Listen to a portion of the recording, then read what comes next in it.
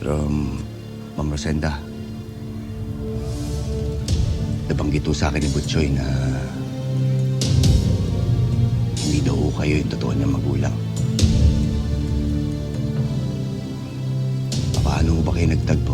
Paano niyo siya nakilala? Hindi ko pa ito nakukwento kay Butchoy.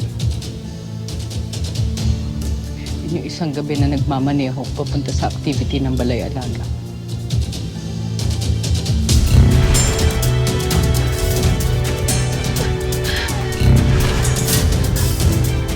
Miss? Miss? Tutulungan kita, Miss. Pero may dumating. Ang tingin ko sila yung mga nanakit sa kanya eh. Ano siya? Alis na kayo. Alis na kayo. Gusto ko siyang tulungan pero natakot ako. Nagpanik ako.